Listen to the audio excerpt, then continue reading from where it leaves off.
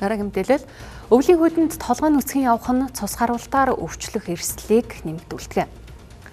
За эрүүл хүний хуураг тархинд 1 минутанд 750-аас 1000 мл цусаар тэжээгдэх ёстой байдаг. За гэтэл даарсан үед гүрээний түгээг судас агшиж цусаа хангах нь багасдаг байна. Иймээс ч хүйтэн сэрүүний улиралд аль болох толгоогоо дааруулахгүй байх нь чухлаа гэдгийг эмч нар зөвлөж байна. Толгой даарснаар насанд хүрсэн хүн биеийн дулааны 3/1 хэсгийг, бага насны хүүхдүүд биеийн дулааныхаа 3/2 хэсгийг алддаг байна.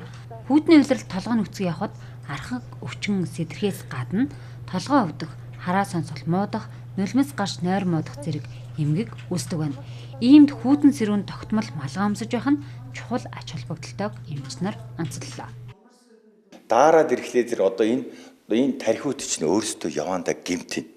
Энэ хялгасан судас нь хатуураад шохоожоод ингээ гэмтээд ирэхлээр зэрэг одоо торхины компьютер шаарддаг, MRI шаарддаг. Тэгэхээр зэрэг энэ тархины хэмжээ, энэ тархины артерианууд чинь ингээ дүүрэн байх хэрэгтэй. Гэтэл энэ артерианууд чинь ховлууд нь өргөсөөд зайн хэсэг ирэхлээр зэрэг толгой маш их өвдөнө.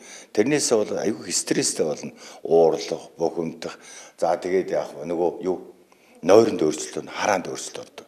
Тэгээд нэг юм чухал бол одоо хүзүүний нугалмууд суугаад эхлэх юм бол 2 гараа бадарна. Явандаа толгой иргэнэ. 2 гараа атахгүй болоод ирдэг. Тийм өөрчлөлтүүд ордог. Мөн судас нарээс жамсгалын тоо цөөрч, булчингийн хүчтэл ихсэж, бодисын солилцоо өөрчлөгдөн хүлс ялгаралт багасдаг байна. Үүний улмаас уурга тархины гадар сааталд орж, цусны даралт буурч, амьсгалын үйл ажиллагаа солирч, цусанд чихрийн хэмжээ багасдаг. Зарим өвчин шиг огцом өвдөх шинж тэмдэг илэрдэггүй ч удаан хугацааны дараах сөргөнлөө өндөр байдаг байна. Ялангуяа охтууд өдрөл үсээ задгаа тавьчихсан тэгэл малгай бага өмсөл явах юм биш үү? Уул малгай сайн өмсөх хэрэгтэй л дээ. Миний хувьд бол малгайлалт маш их зүүдэг. Мэдээж чихнээс бол чих таарна. Тэгэд над чинь нөгөө 3 талыг хахуулдаг хүнд бол толгой их таарна. Тэгэд оролтод юу нэрхтэй. Одоо жишээ нь ингээд хүзүү хоолой салхих одоо өвддөг. Тэгээд ер нь бол зүгүүгэн улмаас бол зарим хүний чихөл хөлцөн түүх байдаг. Одоо чи манай ангид бол байгаа.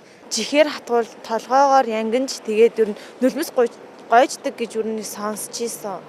Гэхдээ ер нь бас малгай өмсөж чадгүй хүмүүст ер нь амар хэцүү байх.